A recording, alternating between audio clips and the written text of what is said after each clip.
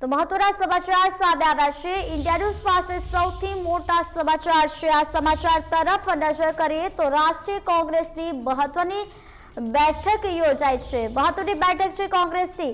કોંગ્રેસના પ્રમુખને લઈને બેઠકનું આયોજન કરવામાં આવ્યું છે। સોનિયા ગાંધીએ તાત્કાલિક બેઠક બોલાવી છે। અચાનક જ બેઠક બોલાવી છે સોનિયા ગાંધીએ। તો અત્યારના જે કોંગ્રેસના અધ્યક્ષ છે તેમણે જ બેઠક બોલાવી છે। તો રાષ્ટ્રીય કોંગ્રેસની મહત્વની બેઠકનું આયોજન કરવામાં આવ્યું છે। તાત્કાલિક બેઠકનું આયોજન કરવામાં આવ્યું છે એટલે કે કહી શકાય કે અનેક માળખામાં ફેરફાર થઈ શકશે।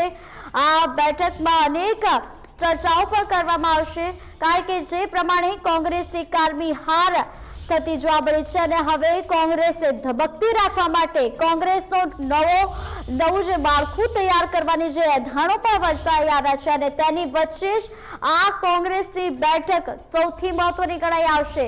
તો કોંગ્રેસના પ્રમુખને લઈને બેઠક છે।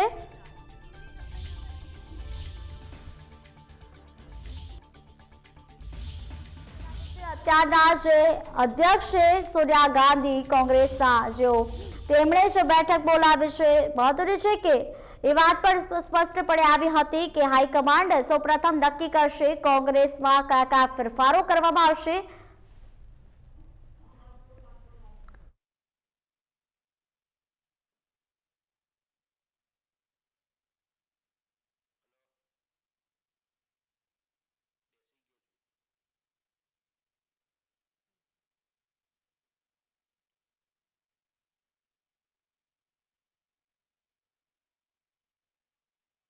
મહત્વની બેઠકનું આયોજન કરવામાં આવ્યું છે અને આ બેઠકને લઈને વધુ વિગત જાણવા માટે અમારી સાથે જોડાઈ ગયા છે અમારા એડિટર અભિજીત ભટ્ટ। જી અભિજીત ભટ્ટ, જે પ્રમાણે રાષ્ટ્રીય કોંગ્રેસની જે બેઠકનું આયોજન કરવામાં આવ્યું છે ત્યારે આ બેઠક કેટલી મહત્વની રહેશે?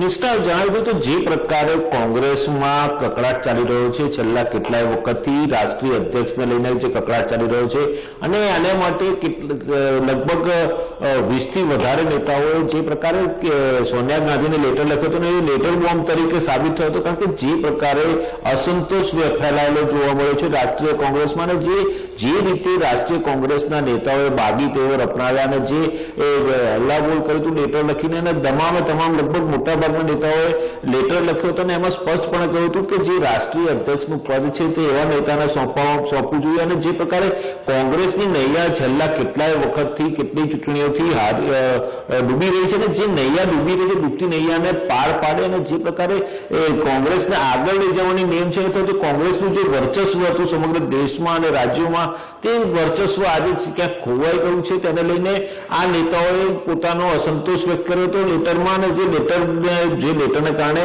બહુ ભારે હોવાપો પણ થયો હતો અને જે પ્રકારે સોનિયા ગાંધીએ આવતીકાલે એટલે કે 19મી તારીખે શનિવારે એક મહત્વની બેઠક બોલાવી છે ને તેમાં 23 જેટલા બાગી નેતાઓને જે છે કોંગ્રેસના એ લોકોને પણ બોલાવ્યા છે અને આ બેઠકમાં મહત્વની ચર્ચા એ થવાની છે કે જે પ્રકારે રાષ્ટ્રીય અધ્યક્ષનું પદ અત્યારે ખાલી છે અને આવનારા સમયમાં રાષ્ટ્રીય અધ્યક્ષનું પદ માટે જે જાહેરાત કરવાની છે અથવા તો ચૂંટણી યોજવાની છે તેના માટે કોણ વ્યવસ્થિત રીતનું આખા કોંગ્રેસની ડૂબતી નૈયાને બચાવી શકે અને કોંગ્રેસને પાછી પાટા પર લાવી શકે કોંગ્રેસની ગાડી અને જે પ્રકારે કોંગ્રેસને અત્યારે સમગ્ર દેશમાં જાકારો મળી રહ્યો છે વિવિધ ચૂંટણીઓમાં તેને જોતા એવા મહત્વના કોઈ મજબૂત નેતાની જરૂર છે કે જે કોંગ્રેસની નૈયાને ડૂબતી ઉગારી શકે। તો આ સંજોગોમાં સોનિયા ગાંધી આવતીકાલે એટલે કે શનિવારે જે પ્રકારે નેતાઓ સાથે બેઠક કરશે અને ચર્ચા કરશે અને લગભગ એવું મનાઈ રહ્યું છે જે સૂત્રોમાંથી જે કોંગ્રેસના સૂત્રો છે દિલ્હી ખાતેના એમાં સૂત્રોમાંથી જે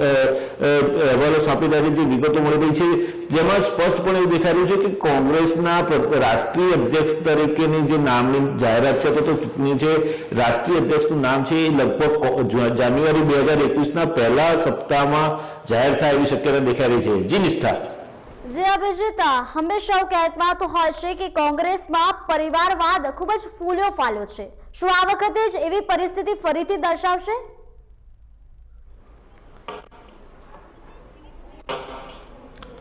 જી ચોક્કસ એવું કહી શકાય કે કોંગ્રેસમાં પરિવારવાદ ફૂલે ફાલ્યો છે. માત્ર એક કોંગ્રેસ પક્ષમાં જ પરિવારવાદ છે એવું નથી. દેશના તમામે તમામ રાજકીય પક્ષો અને પ્રાદેશિક પક્ષો છે તમામમાં પરિવારવાદ જોવા મળે છે. એ પછી ભાજપ હોય, સમાજવાદી પાર્ટી હોય, બહુજન સમાજ પાર્ટી હોય કે પછી પ્રાદેશિક પક્ષો છે, બિહારના છે કે ઉત્તર પ્રદેશના છે, તમામ પ્રાદેશિક પક્ષોમાં એમાં પરિવારવાદ જોવા મળી રહ્યો છે. ત્યારે કોંગ્રેસમાં જે પ્રકારનો પરિવારવાદ જોવા મળ્યો છે કે વર્ષોથી એક હથ્થું શાસન ગાંધી પરિવાર જ ભોગવી રહ્યું છે, ત્યારે ચોક્કસપણે ગાંધી પરિવારના જે નેતાઓ છે, ગાંધી પરિવારના જે વંશજો છે, એ લોકોના જે રાષ્ટ્રીય અધ્યક્ષ પદ પર બેસે છે અને તે લોકો રાષ્ટ્રીય કોંગ્રેસનું જે સુકાન સંભાળતા હોય છે તેને લઈને પણ નારાજગી ઘણા બધા નેતાઓમાં જોવા મળી છે. ત્યારે આવનારા દિવસોમાં આ નારાજગી દૂર થાય અને કોંગ્રેસ એકજૂથ થઈને આવનારી તમામ વિધાનસભાની રાજ્યોની વિધાનસભાની ચૂંટણી અથવા તો આવનારી જે વિવિધ ચૂંટણીઓ છે એમાં ભાગ લે અને તમામ જગ્યાએ વિજય થાય એવા માટેનો એવા કોઈ નેતા અદના નેતાને જેને એ સર્વસંમતિ હોય એવા નેતાની ઉપર પસંદગીનો કળશ ઢોળાય એવી શક્યતા દેખાય. પરંતુ હાલના તબક્કે જોવા જઈએ તો જે પ્રકારે સૂત્રોમાંથી માહિતી સાંભળી રહી છે એ જોતા એમ લાગી રહ્યું છે કે સોનિયા ગાંધી અત્યારે કાર્યકારી રાષ્ટ્રીય અધ્યક્ષા છે અને જે જાન્યુઆરીના પહેલા અઠવાડિયામાં જે જાહેરાત થવાની છે રાષ્ટ્રીય અધ્યક્ષના નામની, કાયમી રાષ્ટ્રીય અધ્યક્ષ માટેની નામની જાહેરાત થવાની છે, એમાં લગભગ રાહુલ ગાંધીનું નામ જાહેર કરવામાં આવે એવી શક્યતા દેખાય. પરંતુ આ તો જો ને તોની વાત છે. પરંતુ જે નેતાઓને ગાંધી પરિવારના જે લોકો જે અધ્યક્ષ બને છે એની સામે વાંધો છે એ નેતાઓ સાથે પણ ચર્ચા કર્યા પછી એક સર્વસંમતિ સાધવાનો પ્રયત્ન સોનિયા ગાંધી આવતીકાલની બેઠકમાં કરે એવી શક્યતા દેખાઈ રહી છે. જી નિષ્ઠા. જી આભાર સમગ્ર માહિતી આપવા બદલ.